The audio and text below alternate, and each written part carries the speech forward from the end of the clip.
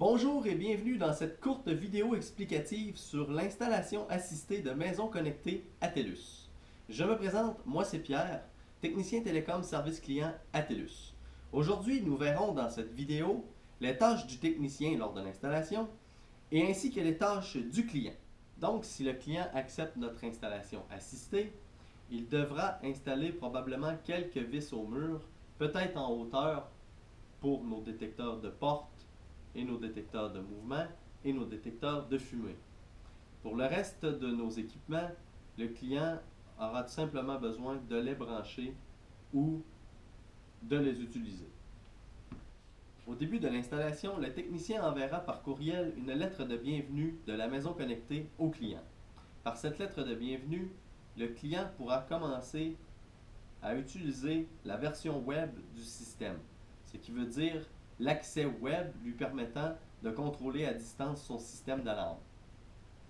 Par le fait même, nous pourrons lui expliquer qu'il est tout à fait possible d'installer aussi l'application mobile sur son téléphone ou sur une tablette à son choix.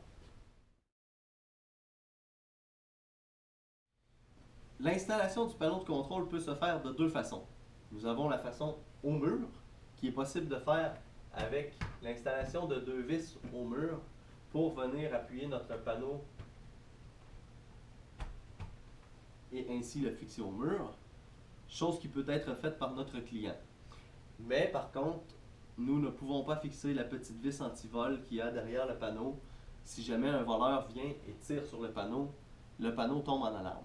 Donc, si on met le panneau sur un petit meuble ou sur une petite table, cette vis-là n'est plus prise en compte. Donc, c'est peut-être une petite sécurité de moins.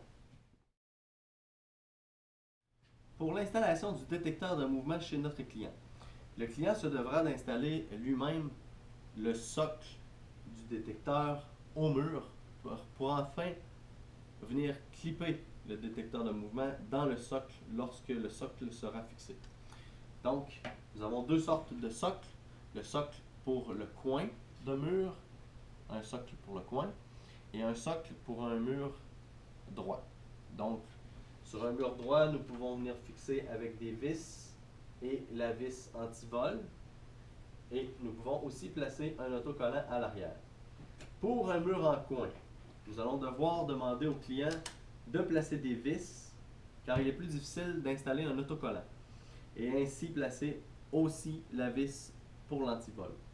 Donc, les deux socles se clipent de la même façon sur le détecteur. Vous avez le petit crochet ici et il y a le petit trou pour le crochet que nous venons placer ensemble et ainsi clipper notre détecteur.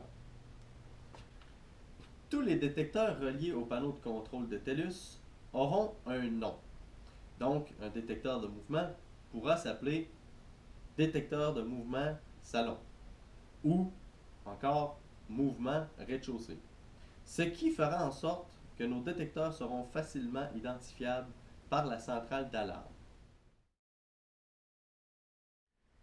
Pour l'installation du détecteur de porte, le client aura à s'assurer d'avoir un endroit propice pour l'installation de son détecteur sur un coin de porte ou à un endroit où nous serons sûrs que les deux contacts ne se toucheront pas. Donc, il est possible de l'installer les deux détecteurs n'importe quel côté de façon à ce que ça soit fonctionnel pour le client et il n'y a pas de problème de ce côté-là. Et on doit s'assurer que nos deux petites lignes soient une vis-à-vis l'autre lors de l'installation. Pour l'installation d'une caméra extérieure, nous allons devoir regarder avec le client le meilleur endroit possible pour l'installation du filage et ainsi du fil d'alimentation qui doit se rendre vers une prise intérieure de la maison. Donc, il est un petit peu plus compliqué d'effectuer un travail esthétique chez notre client pour l'installation de sa caméra extérieure. Par contre, il sera toujours possible de retourner chez notre client pour faire l'installation professionnelle du filage d'alimentation de la caméra. Pour l'installation d'une caméra intérieure, notre client choisira la plupart du temps l'installation sur un meuble, une tablette ou un endroit où nous n'aurons pas besoin de fixer le socle de la caméra au mur, au plafond ou à un endroit un peu plus difficile d'accès pour notre client.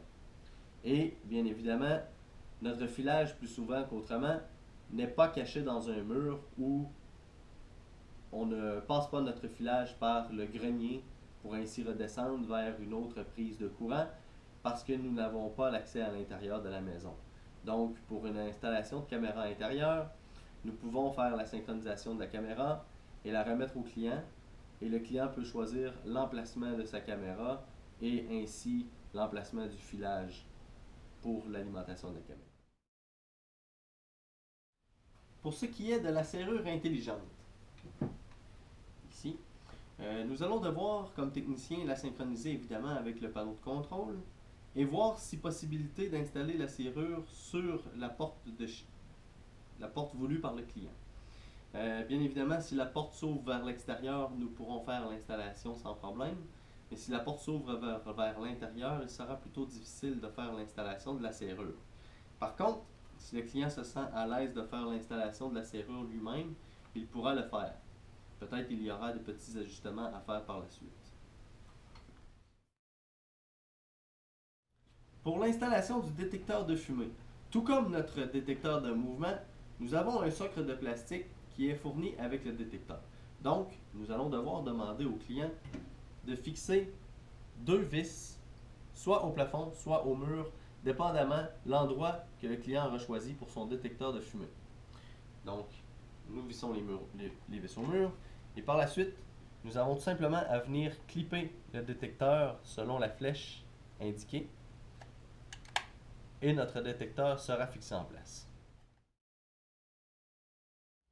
Quelques détecteurs, encore à titre d'exemple, peuvent être installés par le client à la maison, comme l'amplificateur de signal Z-Wave ou le répéteur de signal Z-Wave, qui lui va être synchronisé par le technicien avant d'être remis au client, et donc le client aura tout simplement à le brancher dans une prise de courant. Pour le détecteur de fuite d'eau, il vient le boîtier de commande, mais vient aussi le petit détecteur qui lui se devra d'être installé au niveau du sol et donc vissé soit au sol, soit au mur par des vis par le client. Sinon, nous avons la prise intelligente qui, même chose, va être synchronisée par le technicien avant d'être remis au client et simplement besoin d'être branché dans une prise de courant. Et nous avons aussi l'ampoule intelligente qui sera elle aussi synchronisée par le technicien avant d'être remis au client et simplement besoin d'être vissée dans un socle pour la lumière. Et ainsi, nous demanderons au client de toujours garder l'alimentation de l'interrupteur à on. Il y a aussi un petit dispositif de blocage que l'on peut installer sur l'interrupteur du client à lequel sera installée notre lumière intelligente.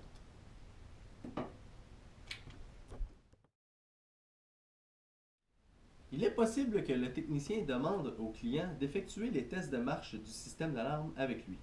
Ce qui veut dire que le technicien devra armer le système pendant que le client, lui, devra faire le tour des détecteurs installés dans la résidence et ainsi s'assurer que les détecteurs se rapportent au panneau et ainsi le technicien pourra confirmer que le détecteur se rapporte bel et bien à la centrale d'alarme.